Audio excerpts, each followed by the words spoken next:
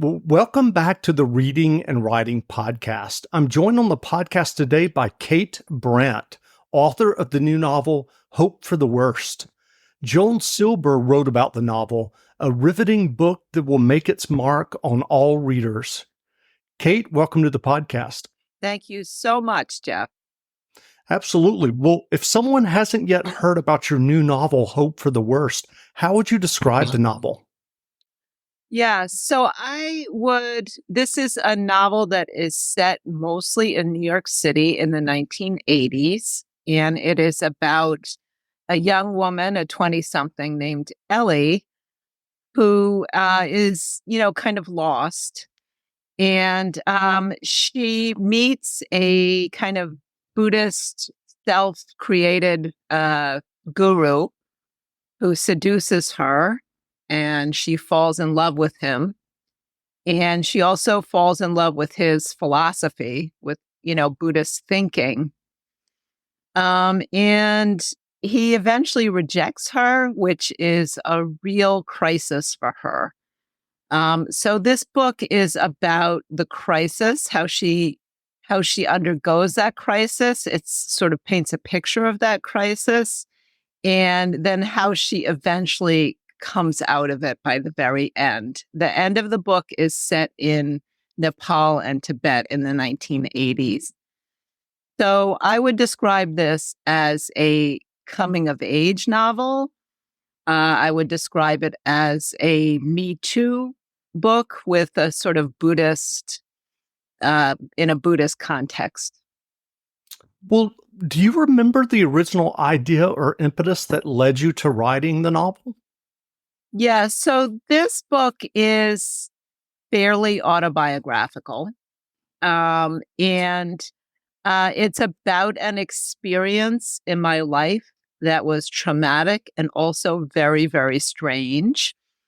I started writing it. I have a very wonderful writers group, and I started writing it from a prompt. We always write together for 10 minutes to a prompt.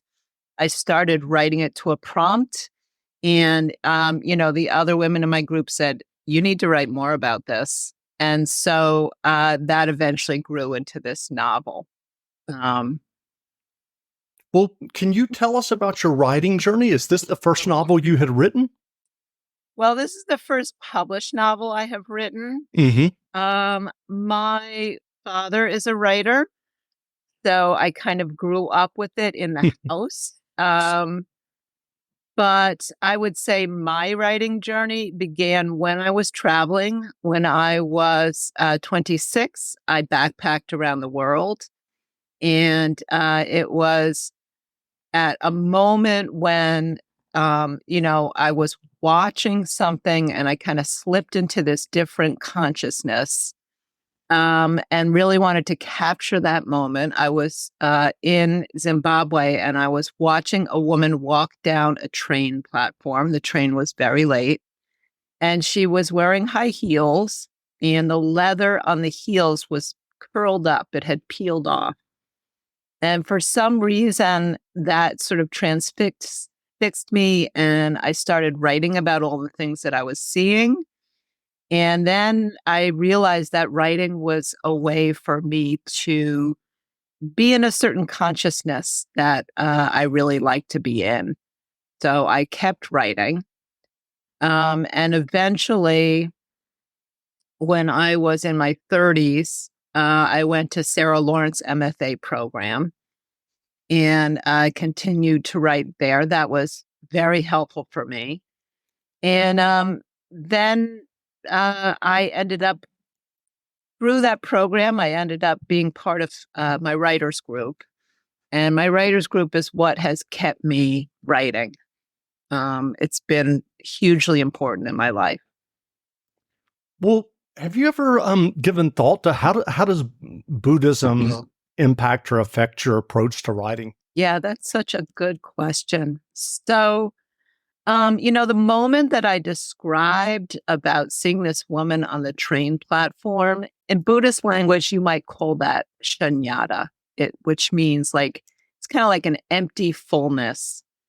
And So the consciousness that I get into when I'm writing, I would call that shunyata. That's this kind of empty fullness.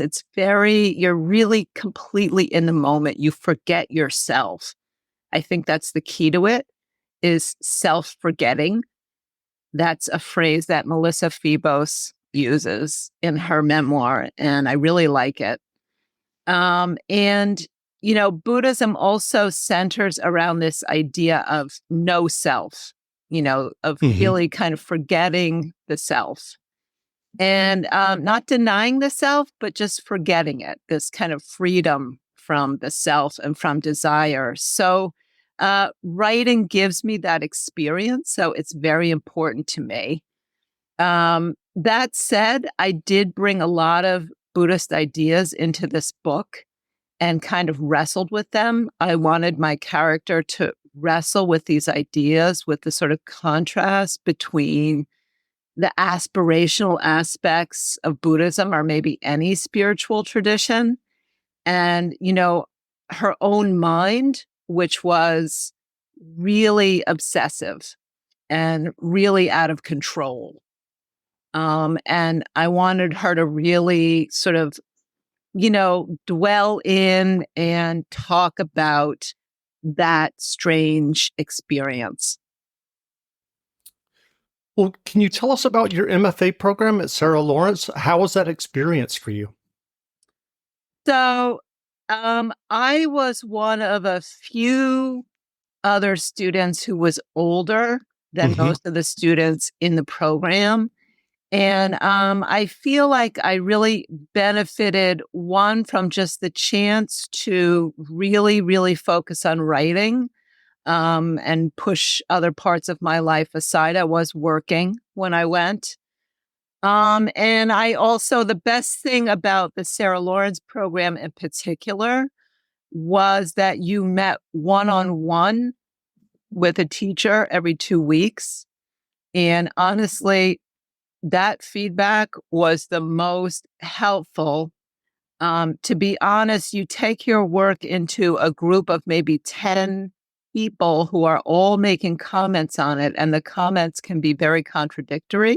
Hmm. And, you're in a program with people who are in their 20s who have their own ideas about what good writing is. Your good writing should be what I think good writing is, and working with someone who was already an established writer who didn't have who didn't have insecurities about their own writing was extremely helpful. And it took a while for me to realize how valuable some of those pieces pieces of advice were. Sure. Well, you talked about this kind of Buddhist, kind of meditative state. I can't remember, I can't pronounce or remember the word that you used, but I wondered, how did that impact you when you were working on the novel?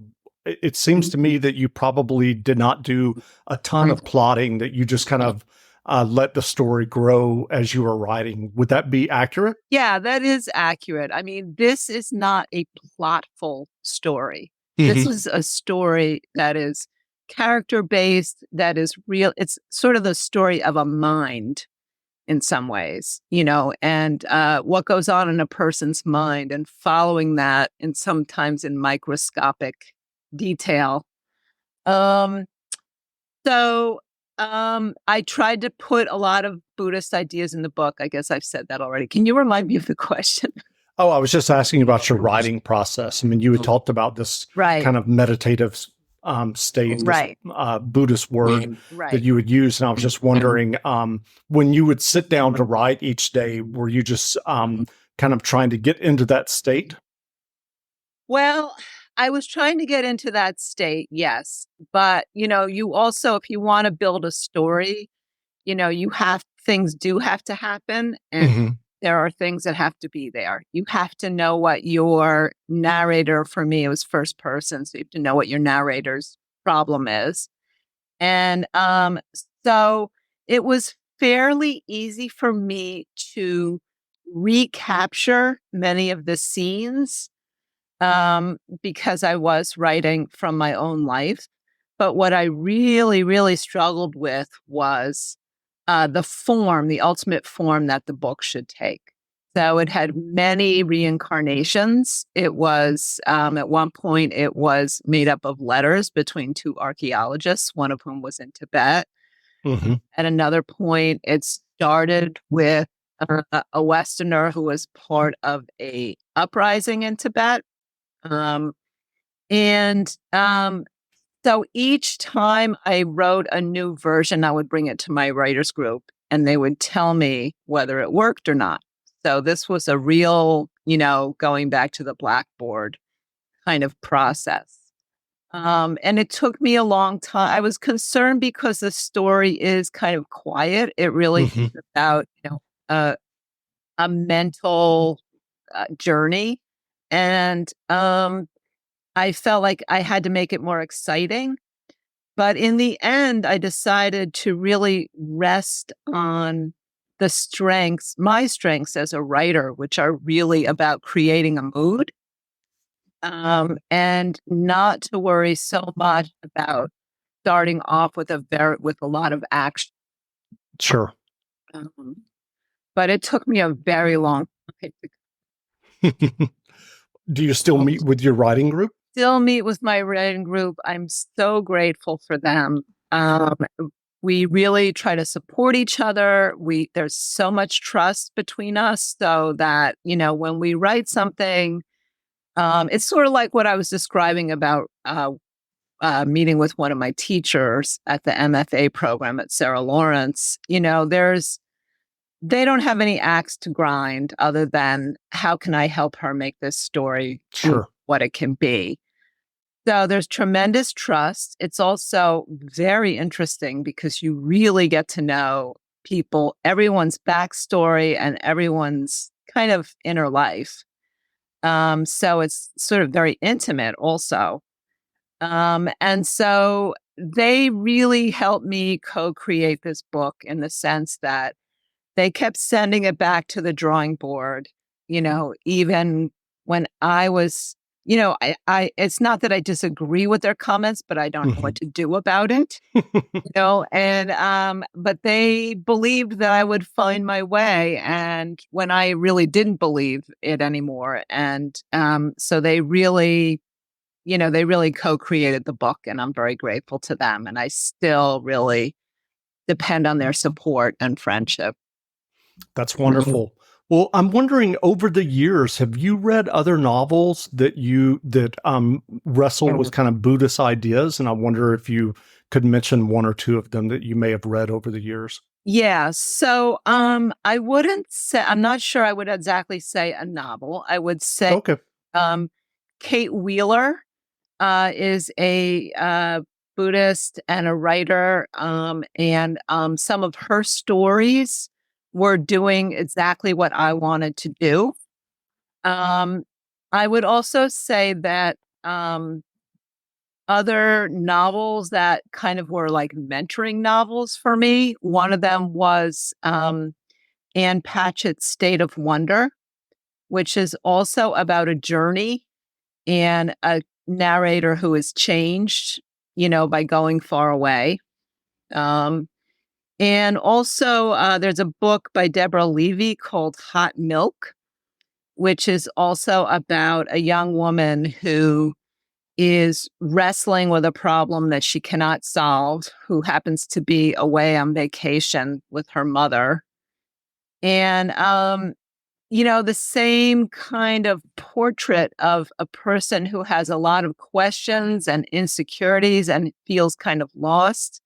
And how do they find themselves, basically? So those are two novels that really helped me and, really, yeah, they were like examples for me that I would think of Sure. when I was a little bit stuck. Well, what writing advice would you offer for those who are working on their own stories or novels?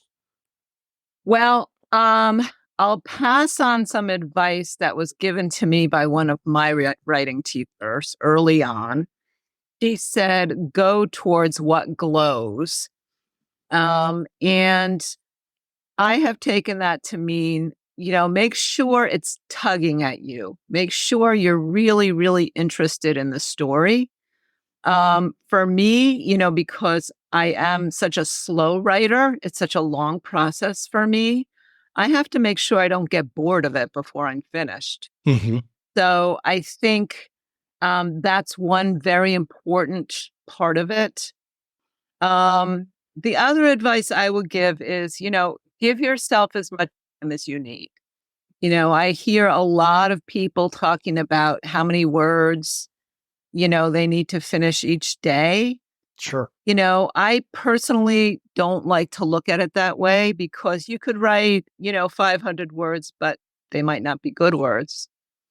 So I think that it's important to really give yourself time to get to the heart of the story. And sometimes that can be, that can take a while. Sure. So are you working on another novel now? I am not working on another novel.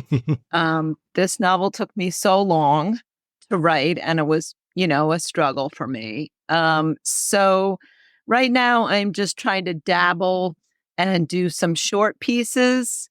I am reading Kelly Link fairy tales and dabbling in fairy tales because it's such a kind of basic form. It brings Hmm. you, back to basics. And that's kind of what I need right now. Hope for the Worst was a novel where I really kind of offered the world, here's what I learned. One of my writing teachers said, your job is to tell the story that only you can tell. So Hope for the Worst is that it's the story that only I can tell. And I'm now kind of searching for, do I have something else to say? What do I have to say? Sure. Um, Well, what novels have you read recently that you enjoyed? I'm glad you asked that question. I love to talk about one of the wonderful things about not writing for a while, because I finished this book a few years ago, is that I could really read. One novel that I've really loved is called If You Kept a Record of Sin. It's an Italian writer. It was translated, and I cannot remember his name for the life Hmm. of me. But what I loved about this book so much is that it's basically one long letter to his mother, who is dead. Oh, wow. And it's very beautiful. It's very lyrical. And, my book is made up of diary entries and letters. Originally, it was going to be only letters. And I was very interested after I finished to read other books that were made up of letters. There's another book called Dear Thief, which is one long letter to another person who was involved in a love triangle. And I wish I had read that book before I wrote my own. It showed me a few things that you can do in the letter form that Hmm. help keep the story alive. More recently, I really am a big fan of Susanna Clark. And so I read Piranesi twice. I hardly ever read a book twice. But I really love that book because the narrator, it's really the essence of an unreliable narrator. Right. And that, since I tend to write first person, that is kind of, I've come to the conclusion that that's what makes first person work, is you have to have an unreliable narrator. And she's just a magician with that. So I really enjoyed that book quite a bit. That sounds great. Well, where can people find you online if they want to learn more about you and your novel, Hope for the Worst? Thanks for asking. I have a website, katebrandt.net. I'm on Instagram as KBrandt Writer. I'm on Twitter as KBrandt Writer, and I'm on Facebook. That's wonderful. Well, again, we've been speaking to Kate Brandt, author of the new novel, Hope for the Worst. The novel is available now, so go buy a copy. And Kate, thanks for doing this interview. Oh, Jeff, thanks so much. I really appreciate your time. Absolutely.